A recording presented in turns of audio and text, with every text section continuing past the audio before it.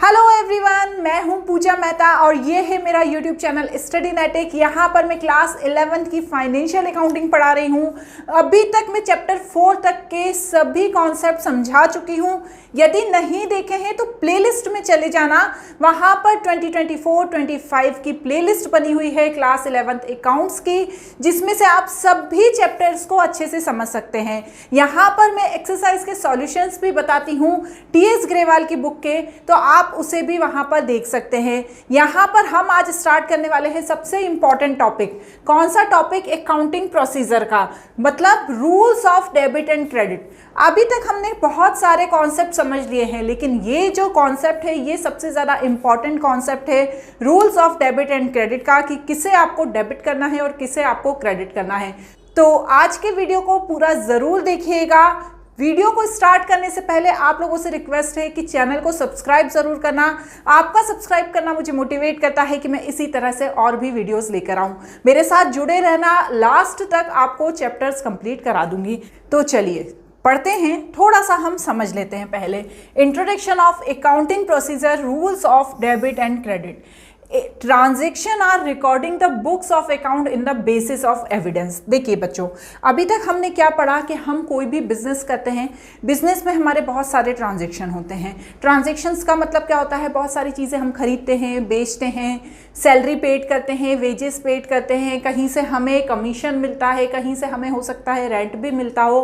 तो ये सब क्या होते हैं? ट्रांजेक्शन होते हैं, जिसमें हम पैसों को देते हैं और पैसों को लेते हैं। लेकिन ये सब हम किसके बेसिस पर, जब हम इनकी रिकॉर्डिंग करते हैं तो किसके बेसिस पर करते हैं?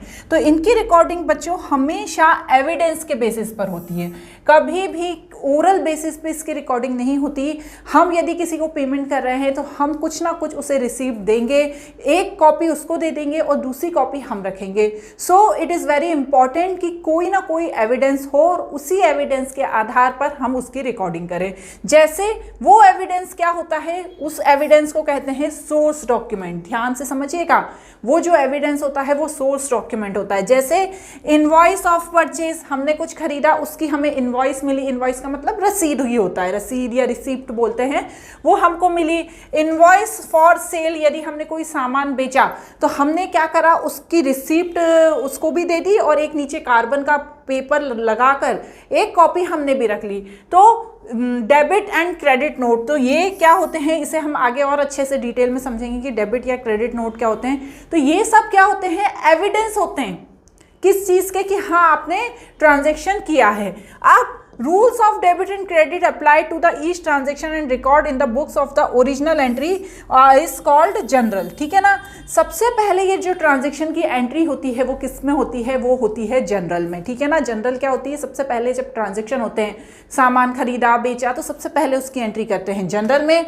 उसके बाद ये बता रहे हैं कि उसके बाद उसकी एंट्री होती है लेजर में, कि जो खरीदने वाला सामान है उसकी एंट्री कर दी, उसके बाद बेचने वाला है उसकी एंट्री कर दी। हमेशा एंट्री वर्ड किसके लिए यूज होता है? जनरल के लिए। और लेजर के लिए वर्ड होता है यूज पोस्टिंग। ठीक है, हमेशा ध्यान रखिएगा, जनरल में एंट्री होती है और लेजर में पोस्टिंग होती है। In this stage appreciate to the define and understand the term of account. अब हमें लेजर एंड जनरल दोनों को तो हम समझ गए इतना बेसिक, कि जनरल में एंट्री होती है, जो भी ट्रांजैक्शन होता है, जो भी हम सामान खरीदते हैं बेचते हैं, किसके एविडेंस के आधार पर? सोर्स डॉक्यूमेंट, जैसे जो रिसीप्ट है उसके आधार पर पहले जनरल में एंट्री करते हैं, फिर लेजर में पोस्टिंग करते हैं। अब यहाँ पर अकाउंट वर्ड का भी बहुत ही इंपॉर्टेंट यूज है। Account is the record of transaction under the particular head. Record is not only the amount of transaction but also the effect and direction. जैसे मैंने कुछ सेल किया, ठीक है, अब मैं उसकी एंट्री कैसे करूंगी? जनरल में सिर्फ सेल लिख दूंगी? नहीं, सेल अकाउंट, अकाउंट बनाना होगा हमको। सेल पूरा अकाउंट ना लिख के A/C लिखते हैं। क्या लिखते हैं? A/C। तो यहाँ पर अकाउंट का मतलब क्या होता है? हर ट्रांजेक्शन की जब हम जनरल में एंट्री और लेजर में पोस्टिंग करते हैं तो उस जो चीज़ की है, सेल किया है, परचेज किया है, उसके पीछे क्या लगा देंगे? अकाउंट लगा देंगे। तो बस वही चीज़ इसमें बताई है। नेक्स्ट बात क्या कह रहे हैं? अब जो अकाउंट है वो दो तरीके से दो पार्ट में डिवाइड होता है। हमेशा ध्यान रखिएगा, अकाउंट जो है वो दो पार्ट में डिवाइड होता है। पहला होता है डेबिट और दूसरा होता है क्रेडिट।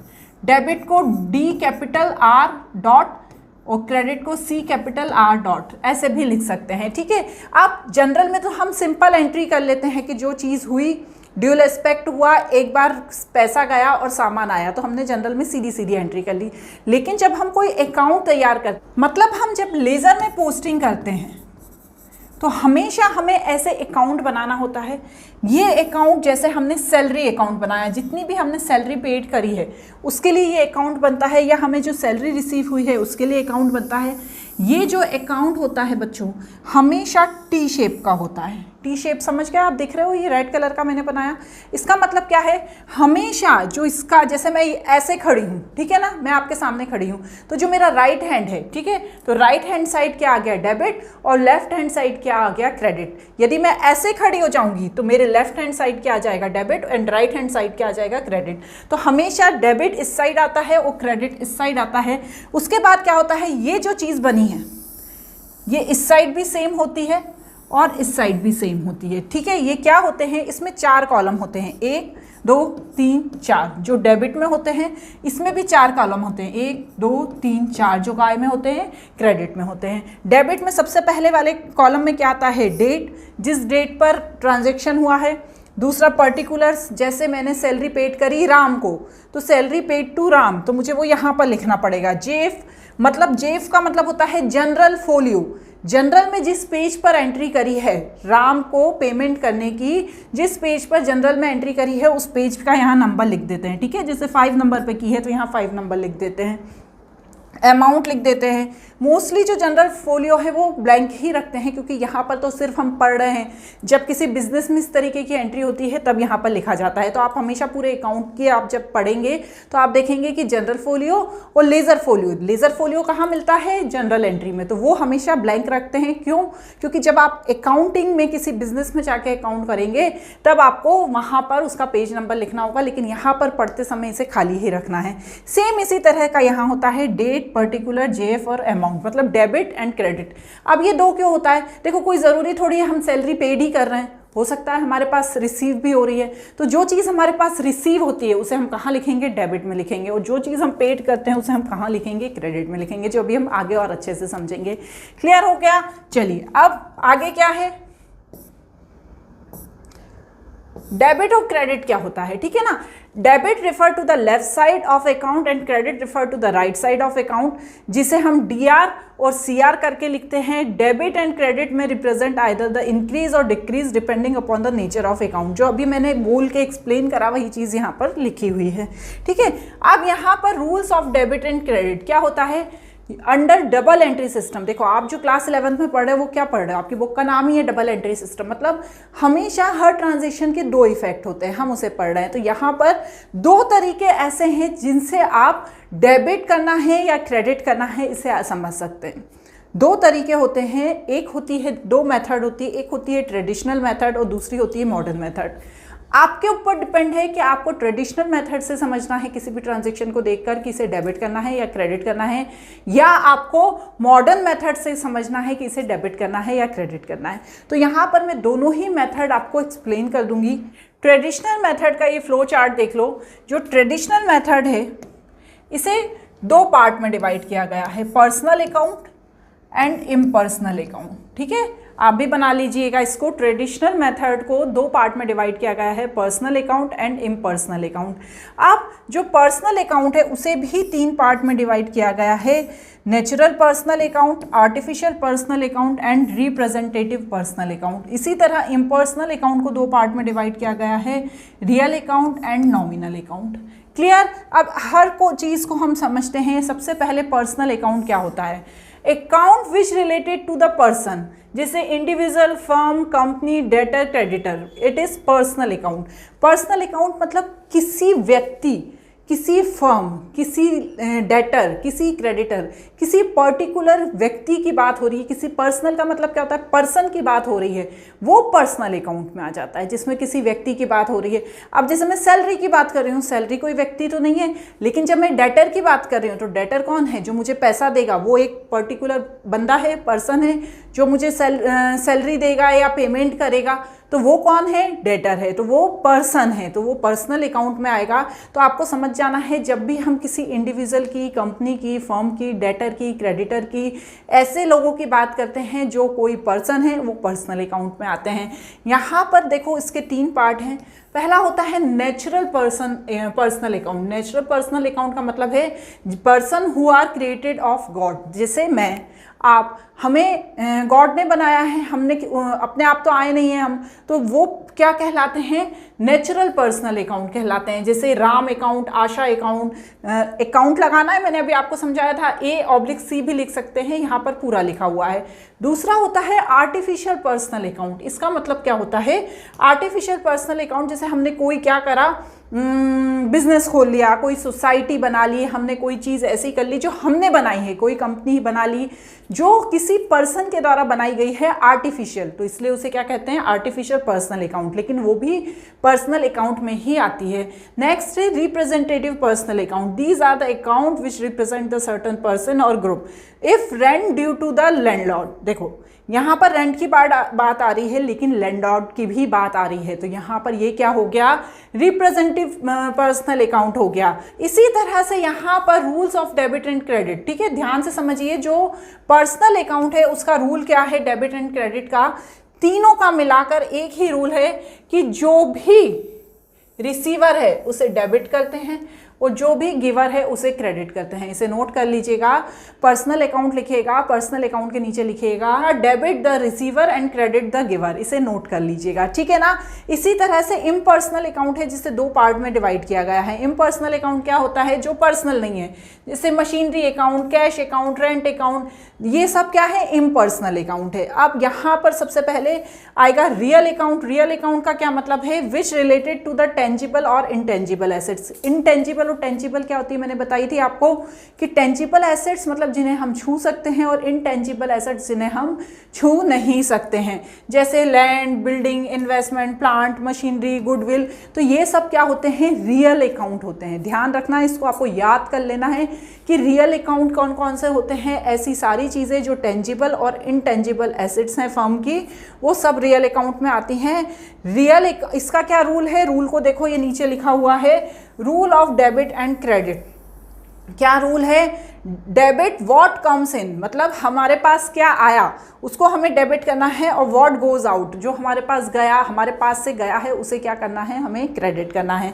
क्यों, जैसे बिल्डिंग है ना, अब बिल्डिंग मैंने खरीदी है तो बिल्डिंग मेरे पास आ गई, आई है ना मेरे पास बिल्डिंग, तो बिल्डिंग अकाउंट में क्या कर दूंगी, डेबिट कर दूंगी।